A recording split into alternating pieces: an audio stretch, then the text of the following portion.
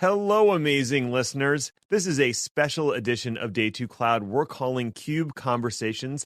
I spent 2 days in the Windy City attending KubeCon, Cloud Native Con, and I had the opportunity to speak to a wide array of vendors and open source maintainers about what's going on in the cloud native ecosystem. From those conversations, I picked up on some major themes, specifically platform engineering and security. This is part 2 of a 2-part episode that is focused on platform engineering and building platforms for engineers. If you haven't listened to part 1 yet, you're missing out on some excellent chats with folks from HashiCorp, Portworx, and Vitesse. We'll start this half talking to Billy Thompson, Manager of Solutions Engineering at Akamai, about how to build a platform customers actually like and how Help Desk taught Billy the soft skills he needed to be successful. Joining me now for the Day 2 Cloud Cube Conversations is Billy Thompson, a Solutions Engineering Manager at Akamai, to talk about all things cloud architecture and platform engineering. Billy, welcome to the show. We're excited to have you. Can you first give the audience a little background about yourself and how you landed at Akamai? Right on. Well, first off, thank you for having me. My pleasure. I started at Linode. I was fresh out of school with an IT degree, and I refused to get involved with anything Windows. I very specifically was only going to have a career working with Linux, and I said, I'll wait as long as it takes. All right. Linode came onto the radar. I thought, wow, a Linux cloud hosting company. Can't get much more Linux than that. Right there in the name. I updated my resume on the spot.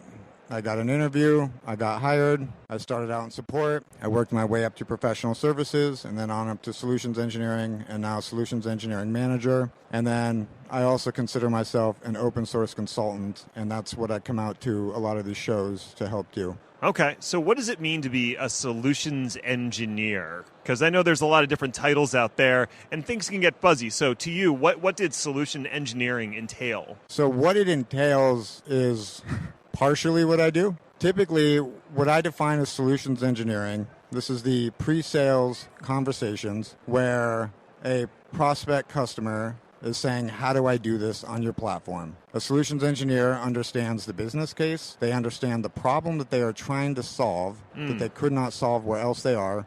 And then they have the technical acumen to put together a reference architecture and some prescriptive guidance on how to build it on the platform. Now, from that point, if it comes to somebody who actually puts their hands on the keyboard to build that environment, be it a proof of concept or the actual production environment that data will be migrated into, that would fall in the hands of the technical solution architects. Now, at some companies, those are all kind of one thing. And in some ways, it is that on the compute side of the house. In some ways, it is not. I have a foot in both of those worlds. I see. So you could potentially be hands-on keyboard, but typically the solutions engineer works in the pre-sales capacity. Yes. Now, I'm curious because I did consulting for a decent amount of time at a reseller, so I'm familiar with this pre-sales and then post-sales implementation. What do you do to ensure to close the loop between the folks who are developing the architectures and those who actually have to implement it? Because if there's a disconnect there, you can get architectures that are almost impossible to implement as designed. Well, you have to build the architecture first. You have to put it through a user acceptance testing phase. And then when all the boxes are checked, you have to work very, very tightly with the customer. So to close that loop just means that everyone is involved in communication. There isn't like a middle person in between the customer and the solution architects, right? We're all going to be in the same meetings, the same conversation, and we're all doing the cutover together. From the customer point of view, you could consider us a member of your organization's team versus ours throughout that process. Gotcha. Okay. So there needs to be that feedback back to the solutions architect about what was designed and how well it's functioning during that user acceptance testing. And that's been a big differentiator between our platform and similar companies, and this gets pointed out and appreciated that they can talk to actual humans and the ones who are actually doing the work and helping them through that process. There isn't this chain of people that it has to get escalated through. You know, if this one solutions architect was the database subject matter expert who's putting something together, they can connect with that person directly. Let's remove the barriers and let's be enabling, because what this comes down to is their success is our success. Right. And some people use that term in a vacuum, but some of us use it very literally, because if they are enabled, if they can succeed, then they can grow on the platform, they can grow on our platform. Everybody wins. We're a family. More consumption means, better for Linode as well. So that philosophy makes sense. It's one of those things that gets lost a little bit in the hyperscaler world, where they're dealing with such volume and numbers. It is difficult to add that personal touch. Though at the same time, as Linode becomes more successful and as now you're part of Akamai, how do you keep that personal touch with customers as you scale as a company? Well, from my opinion, and I don't have the perspective of a hyperscaler. Few do. But from my perspective, I don't think it's that hard to keep that touch if that is a core part of your ethos. So when you look at the Linode story, the core values was a very customer support first model, right? And then we'll build out all the other layers after that. But if there's one thing that has to be done really well and right from the start, it is that good customer support, that human touch, that human element. And as the company scales, as we start to hire remotely, we make sure that we sustain that and maintain that. And with any type of scale, there are new challenges to overcome. This is no different. You overcome those challenges. So keeping that as a core part of your ethos and that being part of your main value prop, if that's up front, I don't think it's that hard. Very true. Now, one of the terms I keep hearing during KubeCon is platform engineering. And in the case of Linode, you were literally building a platform for others to use. So you might have a unique perspective on what it means to practice platform engineering. What are your thoughts around the rise of the term? So to me, platform engineering is simply taking DevOps principles and applying them. It's putting them to work in some way, right? And so what I've heard a lot of over the past year is this question of, is DevOps dead? And that's because of the rise of platform engineering. From my perspective, platform engineering and things like SRE or GitOps is living proof that DevOps is alive and well, because DevOps is just the parent set of principles, and these are the children that are going through and building the next generation. Mm-hmm. So platform engineering comes along. So with DevOps, and you have DevOps professionals, you have DevOps engineers. Sure. And in some companies, that is the glue between developers and ops, and in other ones, there's still a disconnect. So why is that? For any sort of DevOps engineers, you want to make your own job easier. If you're building automation, why are you not going to do that for yourself and make your own process less manual? And here comes platform engineering, and oh great, now we can also spread that around to other parts of the company so developers can just take our same automation pipelines and streamline everything they're doing. Everyone's happy. I really like that. I like that perspective on it, because I know there were especially a few companies out there, I won't call out any names, that were promoting the DevOps is dead idea. I think in part just to spark a conversation, and it certainly did that. And I think the overwhelming majority of people were like, no, it's not dead. It's literally alive and well in the world of platform engineering. So I appreciate that perspective. Since you were part of building up this platform, you mentioned you started at the help desk level, and I also started on help desk in my tech career at a retail help desk, which was a unique kind of position where you were dealing with people who were not technical in any way. How do you think the things you learned being on help desk informed the rest of your career in terms of like listening, troubleshooting, etc.? So when I started, the reason that I applied for the support role instead of something beyond that was because I thought it was something I was overqualified for. I had already been using Linux for 10 years, usually in my courses at school. Right. I was the more knowledgeable one in the room. So instead of going for something where maybe I could have gotten in, but I didn't have the experience as people, I thought, well, this will be easy for me. And in that aspect, it was. I went for the hardest, most difficult technical troubleshooting tickets I could find. I'd cherry-pick them out of the queue, and I loved diving in and solving those problems. What I was not good at is soft skills. That was my learning curve.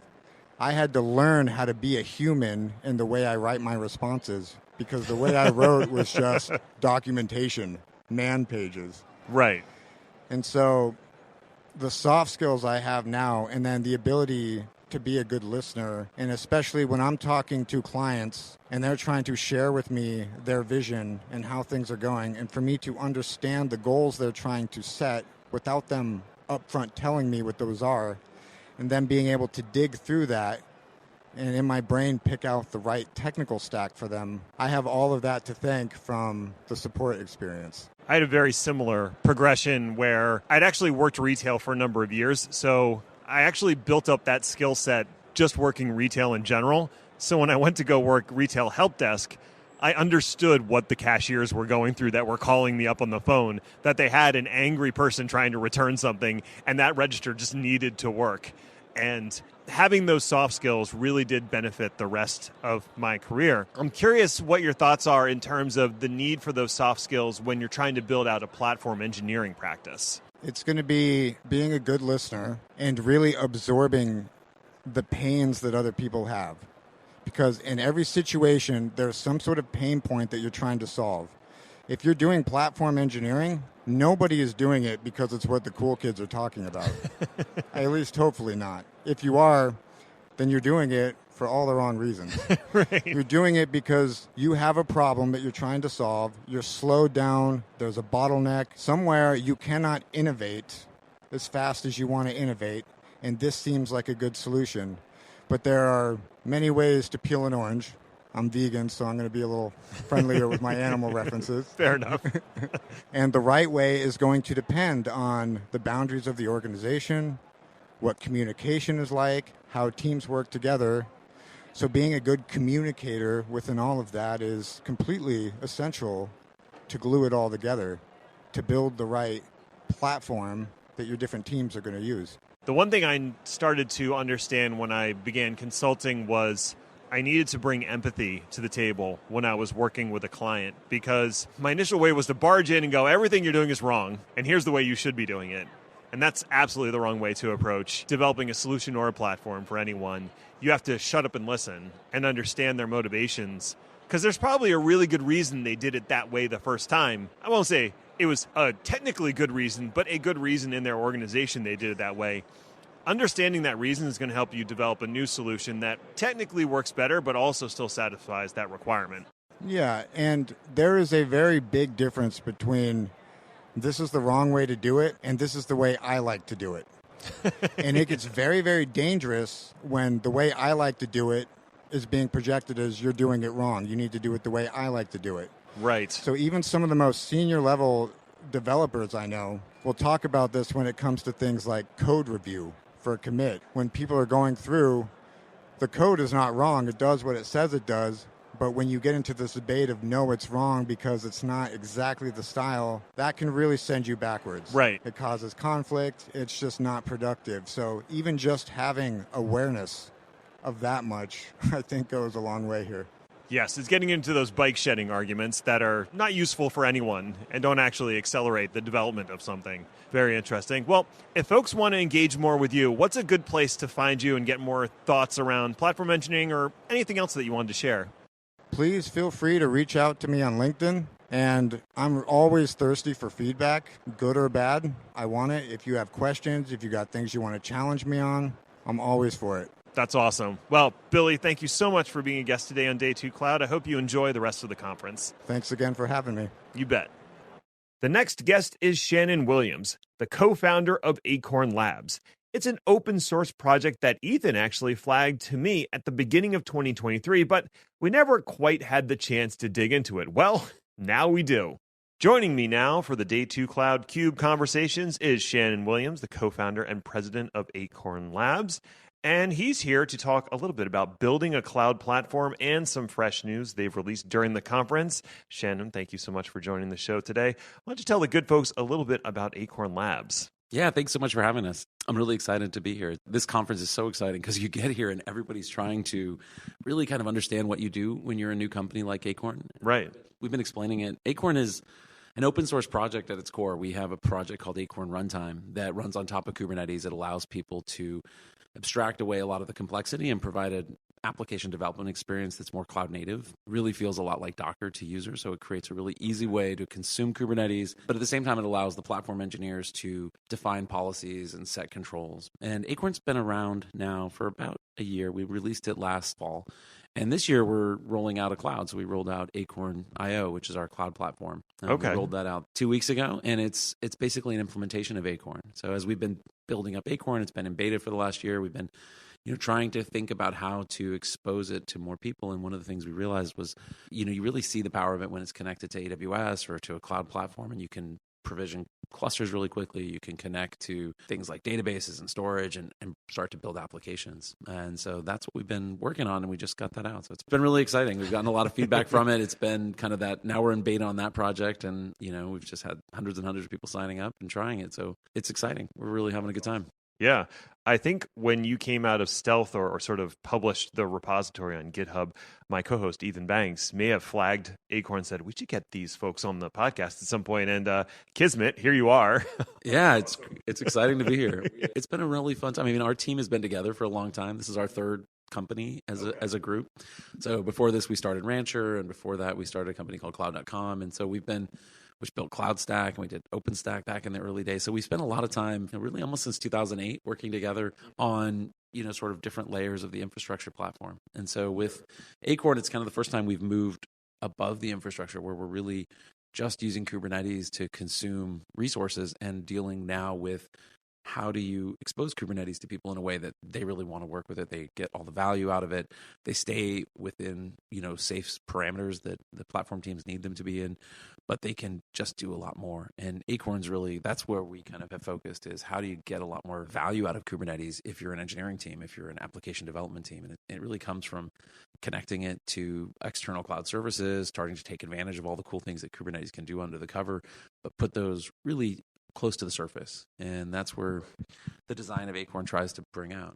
Okay, so lowering the friction of adopting Kubernetes, making it a little more streamlined for them to use. Does that factor into another big concept or a big theme that I've been hearing over the course of the conference is platform engineering and the rise of platform engineering? So how do you think about platform engineering when you're working with Acorn? For so long, we've thought about operations as kind of, at least for most of my career, since the dawn of VMware, back when I kind of came out of college, so much of it has been about how to take physical infrastructure and virtualize it and deliver it in a more consistent way. And we did that with virtualization. We did it with cloud. We've done it with Kubernetes. And we've kind of taken that road almost as far as we can. And now we've hit this point where, we can get the same APIs to control infrastructure pretty much anywhere on our data centers, in the cloud. We can do really incredible, powerful things with those things. We can monitor them and restart them, and we can scale them up, scale them down, scale them to zero. We can do so much at the infrastructure level. But what we're finding is that, application teams aren't really using all of that. We saw that at Rancher. We saw that people would adopt Rancher, they would deploy Kubernetes, they would start to see it scaling up, and about 30% of their teams would just dive in. They would love it. They would become cloud native.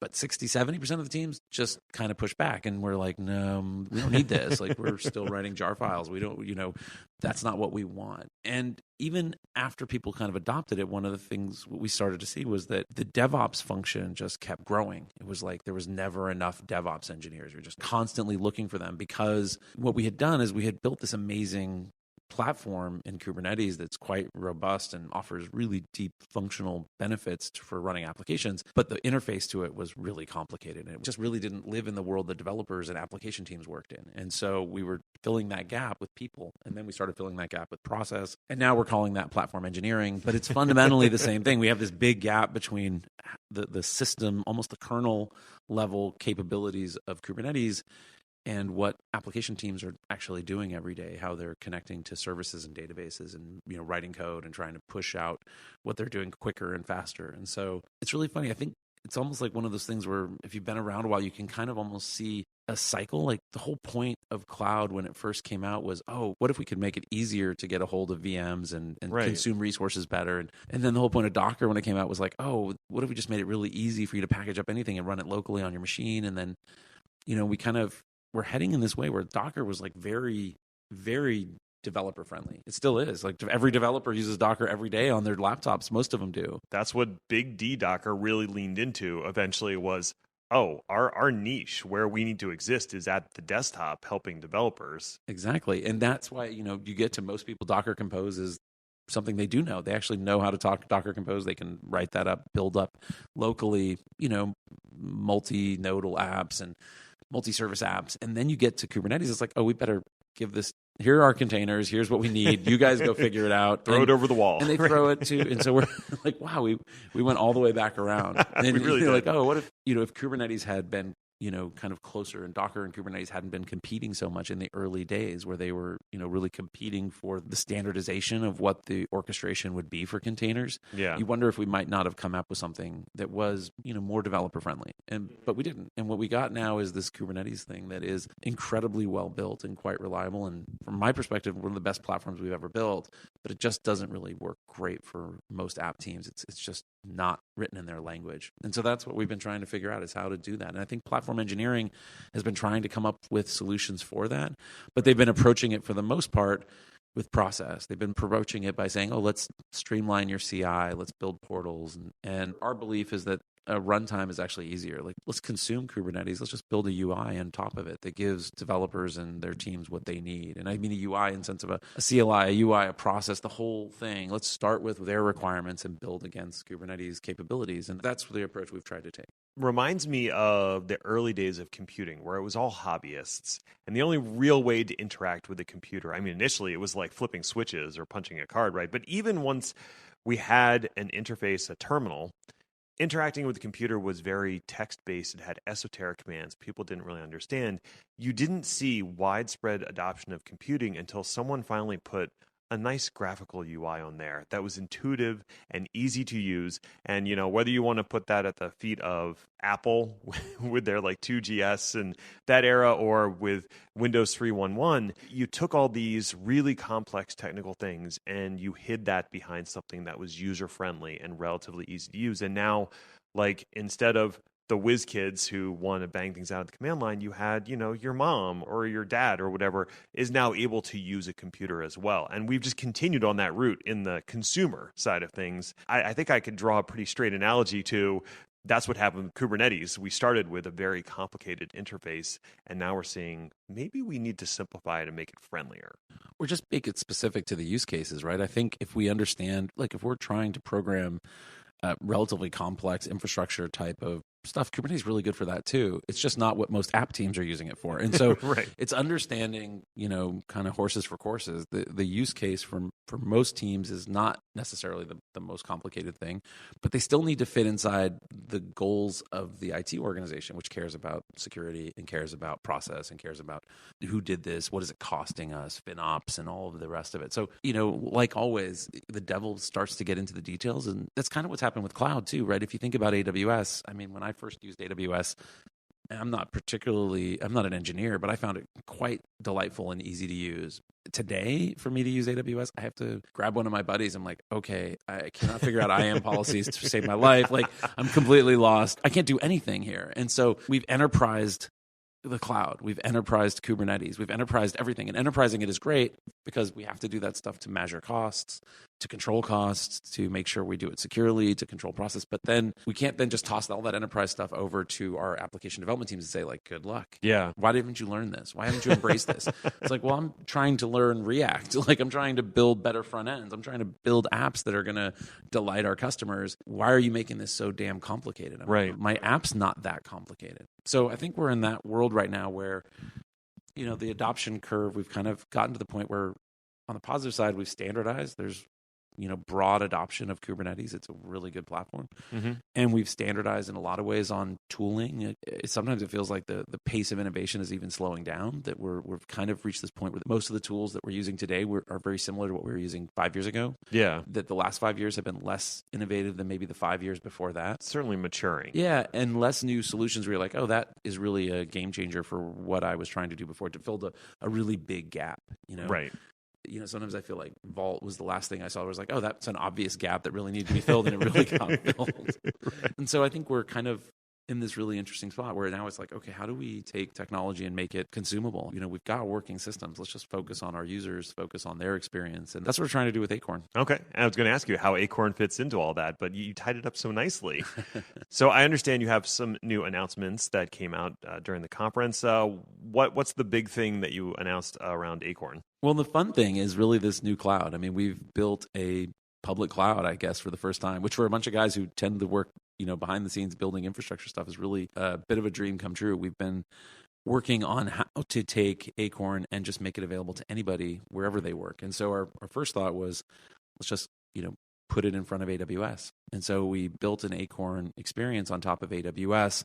Then we decided to, create this sort of free tier of consumption, which we call it standard because it's kind of what we expect most people to use. And our model was GitHub. We were like, well, if you think of GitHub, one of the reasons GitHub's so great is everybody has an account and everybody knows that everyone else has an account. And because everybody has an account, you can easily share things. You can easily know that they can comment and get involved in your project. But runtimes and computing aren't really like that, right? Like not everybody has an account on every cloud. Right. Every cloud that you want to log into requires a credit card and requires you to sort of get consent and commit to like using their frameworks.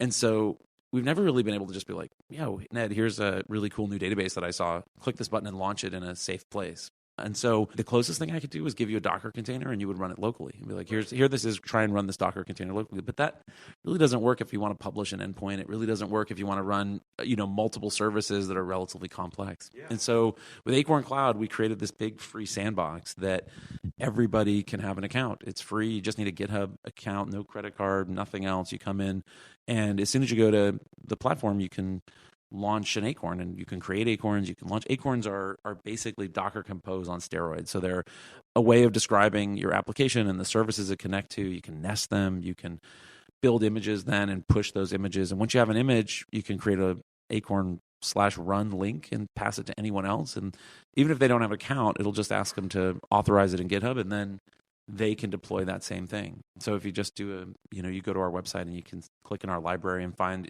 interesting objects to deploy. But the real cool thing is you can nest these in your GitHub repos. You can put them on your YouTube links. You can drop them in the example to this podcast and say, oh, here's an example. Click this link and you can launch your first Acorn and see what that experience is like. And once you have that free account, you're able to share, you're able to invite people in so they can look at what you're doing. It's very much meant to be a collaborative cloud experience. And that we're really excited about. That's really fascinating. The idea that, a developer could be working on a new project. They want to show that project, let other people kick the tires. Instead of having all this friction of having to download the bits yourself and spin it up locally, I can just click a link and try that software out, see what I think, provide feedback right away. I think, you said that innovation might be slowing down. Well, here's a way to maybe accelerate it a little bit, is this sharing of different experiments and leveraging Acorn Cloud to try them out. Yeah, I mean, we were trying to figure out how to kind of do this ourselves at Rancher. We were constantly trying to get people to deploy Rancher, right? And the Rancher management server is a relatively complex piece of software. And you could do Docker run Rancher and locally kind of bring up a management server, but it wasn't super helpful because you're trying to run a cloud platform, right? So actually, we were thinking, always wanted to have people be able to click a button and just launch the management server and start attaching nodes to it and see what it's like to build a cloud, build a Kubernetes environment. So yeah, we're trying that out. Give it a try if you want to just play with something. There's everything from Minecraft images up there to all sorts of CMSs to databases to sample language apps and other things. There's always Minecraft, it seems like. So if folks want to give it a try, what's the address that they should be going to? Just go to acorn.io and you can sign up. All right, awesome. Well, Shannon, thank you so much for being a guest today on Day 2 Cloud. I hope you enjoy the rest of the conference. Yeah, Ned, it was great being here. Thanks so much for having us. You bet. Acorn Labs is certainly one way to build a platform. F5 is also trying to help engineering teams with a distributed Kubernetes offering. I sat down with Boo Lam, a community evangelist for F5 Dev Central, to talk about their distributed cloud services and the importance of building supportive communities. Joining me now for the Day 2 Cloud KubeConversations is Boo Lam. He's a community evangelist at F5, and he's here to talk about networking and platform engineering and some cool stuff that they've released during the conference. Boo, welcome to the show. Can you first give the audience a little background on what you do at F5? I would like to say that I spend my days just listening to packet pushers, but I don't know if my boss would like that. So. Like and subscribe. Yeah, exactly. I am a longtime listener, so first of all, I'll just say honor to be on here. Been listening for a long time. Fantastic that I can be in community now and kind of bring like everything that I learned from packet pushers as far as like community building and what that meant to me out to our community as well. That's great that you're giving back, and like building a strong community is super important, especially when you're earlier on in your career and you're trying to learn the ins and outs and you may not have a vibrant community right near you. The fact that you can now reach out through time and space and connect with other folks, it's kind of nice. Totally. And so getting into, what I do now, it's community building, and it happens in different ways. I work on a team called the F5 Dev Central team. Mm-hmm. We actually just hit our 20-year anniversary. Been around for a long time at this point. I guess that's been around longer than packet pushers, potentially. We build community. We do it in different ways. We have our message forums, which has been core to our community all along. And originally, at F5, we have this platform called the Big IP. It has a programming language to it, and people needed a spot to be able to find other people that are doing the same thing, and that's what community meant to them at that point. Community for us has really expanded beyond that to the point where we're just educating people on basic topics, or there might be instances where we need to bring in SMEs for very specific topics as well, and we'll chat with them, or they're going to be writing articles, doing videos. But it's a pleasure to be able to run into people at conferences and say, hey, we're kind of known for these lightboard lessons, or what I do now is called a brightboard lesson, just a different take on it. And, people get the idea that, hey, you're writing on this board and showing a topic on there. But I actually get people at conferences coming up to me and saying, hey, you know what, I was studying for an interview at F5, and I was actually watching your lightboard lessons to study up on the stuff. So it's really cool to be able to see people bringing their knowledge up through community. So that's been community to me, has been bringing up other people. That's awesome. That's a great message. And thank you for all your hard work in the community. I'm sure it's appreciated by a lot of people. So speaking of topics, one of the emerging themes of the conference has been platform engineering. It's kind of a hot button issue. Where do you see platform engineering? Like, how would you define it? How do you think of it when you hear the term? I think people are really starting to see the platform as where everybody comes together, and it needs to be a service for others. And so I feel like we went through this point of people building up tooling in order to deliver application workloads and whatnot. And it was really centered around very point use cases. I started to see it with maybe platforms like OpenShift when they started to come around, and they really were like thinking about how are we going to serve the developer, and we need to think about them first. And all of those little things that we have to tweak, we really need to clean that up. It shouldn't be what they're going in and seeing.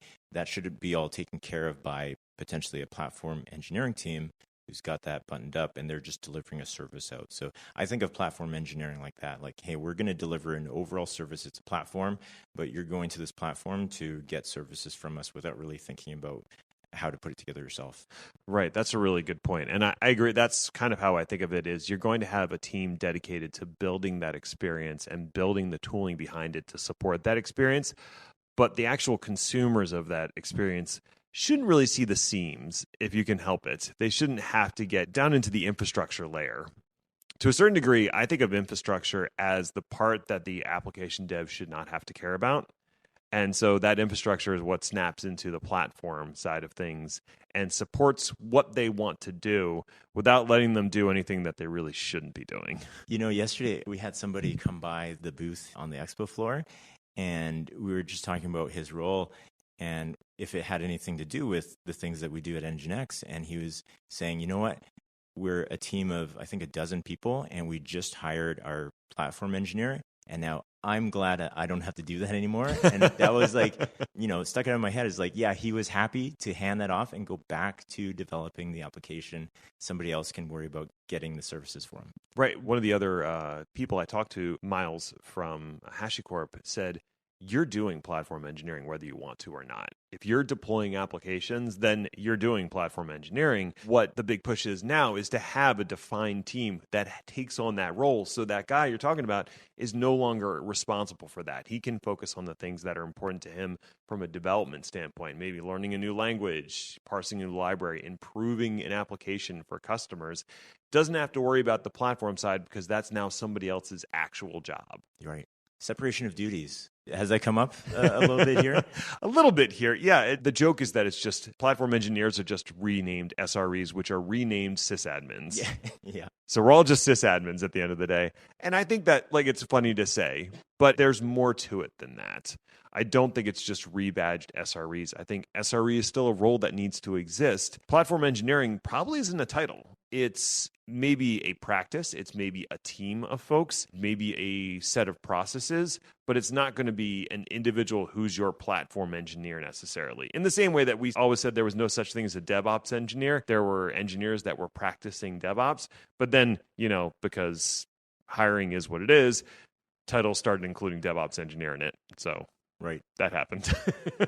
Right. Like I think of me having more of a networking background, although that kind of changes as I move through my career. But network engineers who apply DevOps practices, so they're not a DevOps engineer, they're a network engineer still. And they just do DevOps in what they do day to day. And so for folks who are non-technical, I try to clear that up with them saying, it's not a DevOps person. That's a network engineer. They put their DevOps hat for a second. They worked out some stuff, but they're still a network engineer. Right. In the same way that you're not a bash engineer or a CLI engineer. Yes, you use that thing. That's how you get stuff done. But, I'm not an Excel engineer either, Totally. Though I try to excel as an engineer. Totally. I think once you can do a pivot table, I would call you an engineer at that point. And I'm not an engineer. Oh, I don't understand pivot tables. They're magic to me.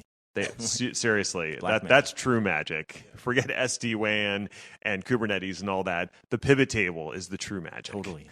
That should be a job interview question. It should be. So what's going on over at F5 in terms of helping to build out a platform? This has been an interesting journey for F5, I would say. It started off a while ago when we got into services, actually, and thinking about outcomes. I would actually roll it straight back to, I guess you could say, on the big IP end of things, we called ourselves a platform in terms of offering lots of services on there and having an architecture where we can work with other vendors out there and being able to say, hey, we can integrate with your VMware or we can deliver your Citrix applications or whatnot. We kind of thought of ourselves as a platform at that point because we could do a lot of stuff. But really, I think it really got to the point where we accelerated that when we started offering DDoS services. And so on a big IP, you can mitigate DDoS attacks up to a point. Your big IP will handle a lot, but your pipe will fill up before it ever overloads it. Eventually, if you only have so much bandwidth coming into the F5, you won't overtax the processor before you run out of bandwidth. Totally. We actually acquired a DDoS mitigation service at that point. And then I think that really got F5's mind into thinking, okay, we're offering a service now. We're offering an outcome at this point. We call it DDoS, but we're offering a company to stay up. Mm-hmm. Now, we started adding to that. So we started to add web application firewall service to that, DNS services to that as well. And that was going great. And then, we also still noticed microservices, modern application development, and also zero trust and SD-WAN services as well. We made this really strategic acquisition of a company called Volterra. And this is the basis of F5 Distributed Cloud at this point. And how I explain it to people is just you take what F5 has done over the years. People know us for load balancing. I would say most people actually know us for security these days because web application firewall is what a lot of the use cases are with Big IP. Authentication services, all sorts of things that you can do with Big IP. We took a whole bunch of those services and we now offer them as a service on a distributed cloud platform.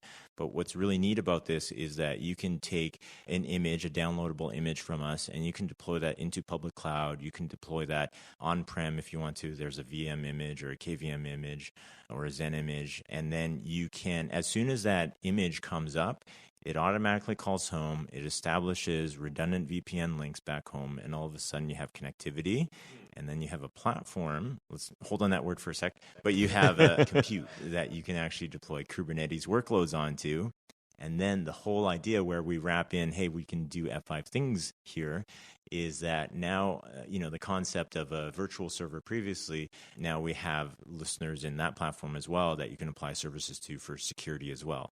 So now we have Kubernetes workloads running with complete connectivity. We call this secure multi-cloud networking. We have complete connectivity across public cloud, on-prem, into our own network with our regional edges. So we can run workloads and security on the regional edges as well, like the core of our cloud, and all the web app firewall services, all with consistent policy and visibility. I think it's what everybody wanted to build with their big IPs. You would have had to build it yourself, but now this is a platform. Now we can say, okay, you're getting these outcomes from us.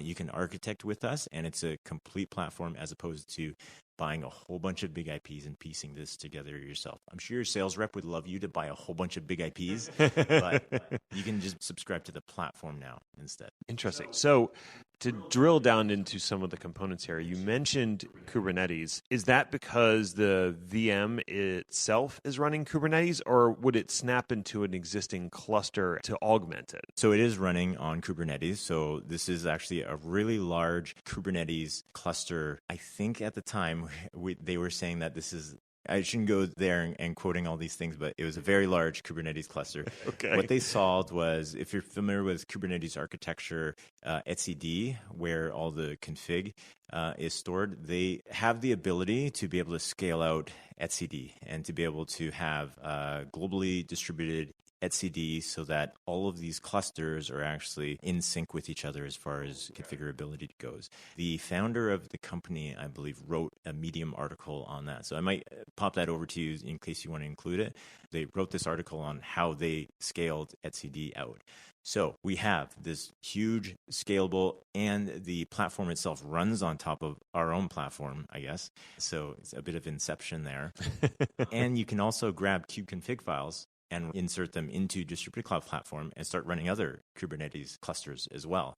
So you have like this Uber Kubernetes platform running everything with multi-cloud networking and with security on top of it. Like it's this crazy platform. Right now, we're really focused on getting people connected with the customer edges. So we deploy that out into on-prem public cloud. So we have that connectivity and add that security piece to it. But I think people are going to start to realize, okay, we have that connectivity, and maybe they're using it as their SD-WAN, and they have connectivity into workloads that might be running outside of this, like just in VMs elsewhere or in their public cloud workload instances. But once they start running their workloads in the Kubernetes cluster as well, like the whole thing is completely managed by this platform at that point. I think it's really cool. That is really cool. And I feel like I'm having a little difficulty conceptualizing it at the moment. I think maybe watching one of your Brightboard videos. Totally. I have a Brightboard lesson on it. Yes, that might be best served by a visual medium as opposed to an audio one. Now, beyond just Kubernetes, because not all applications are running in Kubernetes today, does this service allow you to incorporate other things that live outside of the Kubernetes cluster and may protect and secure them? Absolutely. Like once you have that connectivity, it's basically like a router at that point as well. So you just load in what your local subnets are over on that range and start building out your routing table and say, if you want to find these IPs, go over here. Okay. So, and you still have that security at that point. Like it still has to go through that security checkpoint at that point, so you can apply your policies there, have that consistency. You can still front with a listener with SSL TLS certs on there, so you can do that decryption and have that visibility and be able to do layer 7 security services for there. And the whole thing is wrapped with anti-DDoS and anti-bot services as well. So okay, the whole platform's protected. Well, if folks want to know more, they want to take it for a test drive, where's the best place for them to go? Well, I'll plug f5.com/cloud, and I'll also plug community.f5.com because that's where you'd find me personally, and be able to find our Brightboards and stuff like that as well on this particular subject especially. All right, awesome. Boolan, thank you so much for being a guest today on Day 2 Cloud. Look forward to having you on again. Until next time, enjoy the rest of the conference. Thanks, man. You too. Last up is Fawad Khalik. He's part of the newly emerged company Chkk. They're doing something really cool with flagging misconfigurations and improving upgrades in the world of Kubernetes. And their approach is something that at first is difficult to understand, but then becomes so obvious that I can't believe no one else has done it before. It's pretty exciting stuff. Joining me now on Day 2 Cloud Cube Conversations, Babak Khalik, the co-founder and CTO of Chkk, to talk about platform engineering and managing Kubernetes, along with the news that they've emerged from stealth. Ooh, that sounds interesting. So, Babak, welcome to the show. Can you first give the audience a little bit of background around Chkk, because they probably haven't heard of you before? Thanks for having me here. At Chkk, we reduce operational risks. We help prevent risks, errors, disruptions, outages, downtime from happening altogether by learning from others. So if there's any user in the world which has seen failure, error, disruption, we learn about it. We convert it into a signature, just like a CVE or a virus signature. We stream it to all of our users.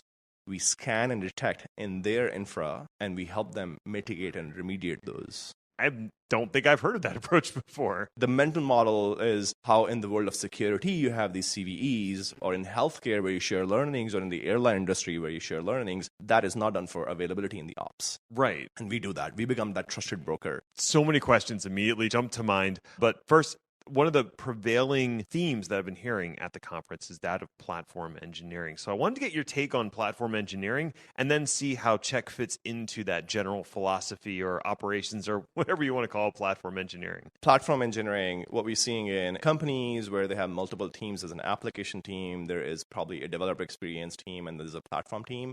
They go and build these platform layers, which could be all the way from Kubernetes clusters and add-ons on top from open source vendors and cloud providers. Mm-hmm. And then they build templates and interfaces or maybe IDPs to enable these, tens of application teams internally. It's still, I think, the movement towards platform makes a lot of sense. It's still early. We are seeing companies coming and sharing their learnings, how they have been building those, like all the way from back 2 years ago, where I saw some companies in different parts of the world and here as well, when they speak to us, I'm building this platform internally, and then they were sort of repeating the same approaches. That was great to see. And then they started coming to these conferences and talk about how we build that, how we ended up learning from those platform layer approach. At the same time, there are a lot of customers and companies where the platform layer is not clearly defined, and they are moving towards that because it allows them to bring in automation, best practices, clean architecture, homogeneous approach to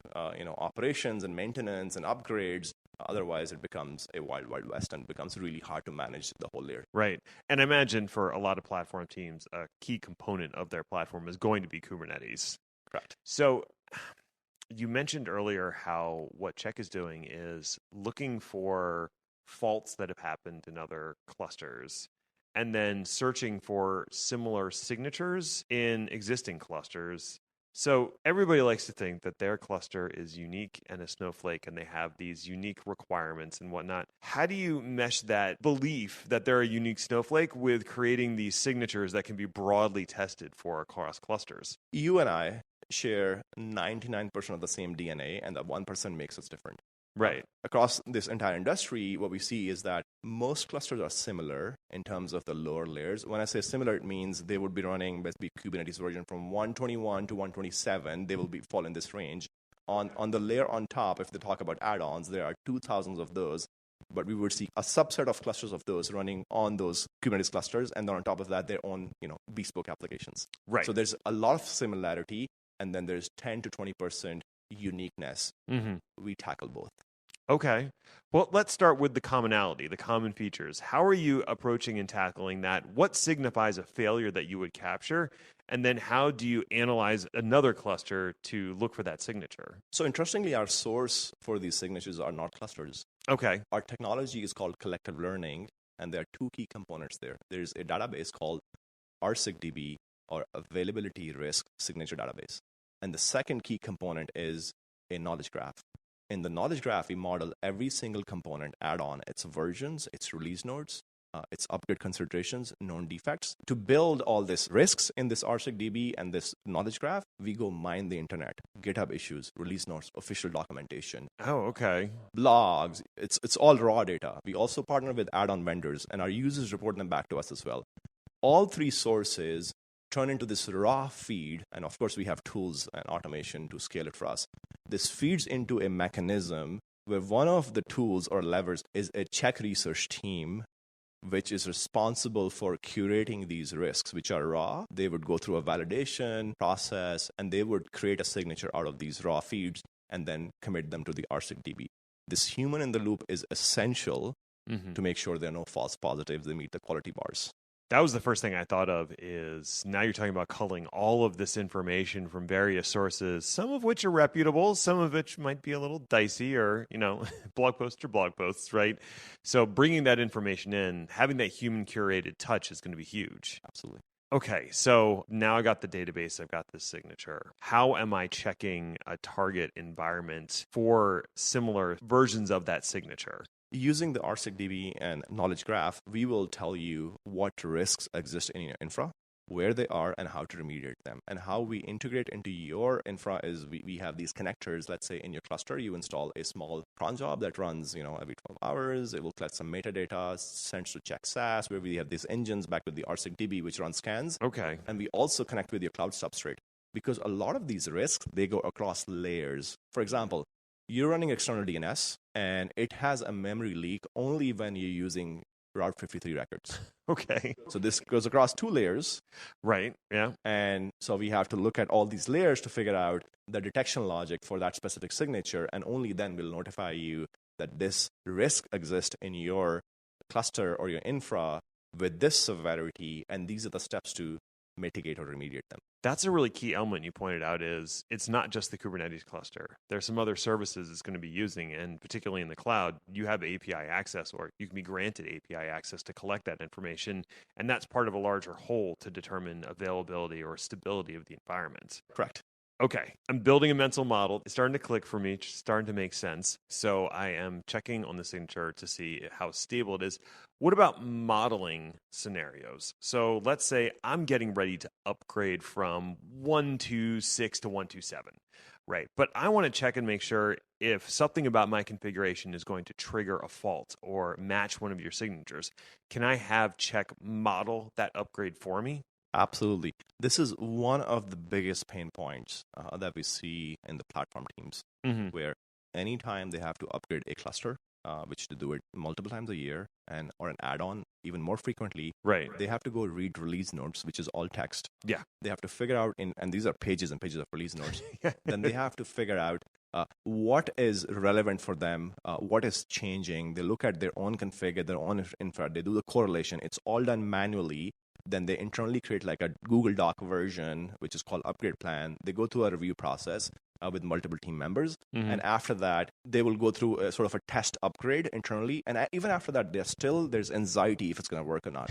Yeah. So they have, at this point, they've spent weeks and months doing this manual process. Chkk offloads this pre-work by bringing in the knowledge graph, where we will tell you when you're about to do an upgrade, what are your current versions config, your current state, what is the recommended state. So let's say you're running Cert Manager 1.9 version, and you're moving to 125 Kubernetes version. The recommended version is 111 or maybe 112, because 1.9 is not compatible with 125. If I hadn't read the release notes carefully enough, I might have missed that. Exactly. And you're just not reading release notes for one layer. You have to read it for these tens of add-ons that you're running on top, which have their own release cycle, own dependencies, own release notes. Okay. When you say add-ons, my mind goes to 2 different kinds of add-ons. There's the operators I've installed to help me with my cluster, but then there's add-ons just like the network underlay. If I'm running Calico or something like that. So when you're saying add-ons, are you referring to both components? The definition of add-on in the context of Chkk is anything that is you're running from open source, from a vendor or from a cloud provider that is bolted on top of your clusters is what we call an add-on. If you have an application or a custom operator that no one else in the world other than your team knows about, we call that an application. Okay. Because that's where the collective learning kicks in, where it's shared. Even if it's a project with a few GitHub stars, we will still call it an add-on. Okay. That's an important point of delineation. And also, if I'm running my applications, I'm the one responsible for those applications that are running on top of the cluster, but you're helping me with the availability and the stability of the cluster that's supporting my applications. Okay. That'll make sense to me. What other aspects are you looking at or can you assist with when it comes to managing my cluster long-term, improving stability and availability? I think we've hit on a few, but I'm guessing there might be a little bit more to it. Definitely. There are three key pain points in this ecosystem. First one is, it's a fractured and complex ecosystem. There are thousands of projects out there. A typical cluster would be running 20 to 30 add-ons or applications, even more. They have their own release cycle, upgrades are error prone, and then the teams have to become experts on each of those areas. The second one is you have to train the engineers on the team to become experts in each of those components, and that's very costly because that means if your infra is scaling from let's say 50 clusters to 500 next day, you most likely have to hire more people. It becomes, sort of more of a challenge. You have to bring new people in, you have to train them. It becomes a cost issue, and it also becomes a training issue where there are limited folks out there in the world who are, experts in these technologies. The third one is the world today is all based on reactive troubleshooting. If there's a failure, you have Datadog or Prometheus or any other tool, you see a failure, you go troubleshoot it, and then you go figure out the root cause, and internally, then you see why it failed, the root cause is there, how do we make sure it doesn't happen again? There's no way for you to learn about a known failure which has materialized already. And that's where we bring in the proactive loop in this existing reactive troubleshooting. Both are essential. It's a very interesting approach because you don't see that. Typically what you see is even if there's failures with, say, an operating system or something, that will be reported up to the OS vendor, and then that OS vendor will eventually issue a patch for it. But everybody else who's running that version of the OS, they might not know that issue is there. It would be really nice if proactively the OS reached out and be like, hey, there's this problem. I'm just going to show you what the mitigation is for now. And so what you're talking about is that sort of proactive mitigation of issues once it's seen within the wild. Absolutely. The only question I would have beyond that, well, I'm more questions, obviously, but the one that jumps out to me immediately is the idea of collective learning, gathering all this information. There's obviously a concern there that some of that information might be proprietary or sensitive in some way. So how are you going about collecting information about people's clusters without infringing on any of that potentially sensitive information? We do not learn from existing customers or clusters. Okay. The only three sources are these public add-on vendors and users voluntarily reporting them back to us. We do not look at your failures and automatically assume it's something can turn into signature. That's something we don't do. That's the boundary. Okay. That is the perfect answer, and I love to hear that. People can volunteer information, but you're not just reaching out and collecting. I know there's some networking companies, I'm not going to name any names, but the switch is on by default that they're collecting all your telemetry and using it for their AI training or whatever, and you're not doing that. We don't do that. I appreciate that. That's awesome. Well, if folks want to check out more, what's the right place for them to go to learn more about Chkk and what you do? You go to our website, chkk.io, chkk.io. We have the product modules there. We are all technologists. We have a technology page. We talk about collective learning, what RSigDB is, how Knowledge Graph works. We also have a blog where we go and talk about what we are building, the problems we are solving. So subscribe to our newsletter as well. You can reach out to us on LinkedIn and Twitter as well. Okay, fantastic. Well, Fazad, thank you so much for being a guest today on Day 2 Cloud, and enjoy the rest of the conference. Hopefully you get some lunch. Thank you for having me. You bet. That will do it for our platform engineering-focused KubeConversations. This is the first time Day 2 Cloud has done something like this, so more than ever, I would love to hear your feedback. You can ping us on LinkedIn, you can fill out the contact form on day2cloud.io, or you could even join the Slack Packet Pushers at packetpushers.com/Slack. Stay tuned for the security-focused KubeConversations episodes that will be dropping shortly. I talked to some truly amazing people from the likes of Tigera, Uptix, and Venafi. Thanks to our guests for appearing on Day 2 Cloud, and virtual high fives to you, awesome human being, for tuning in. Until next time, just remember, cloud is what happens while IT is making other plans.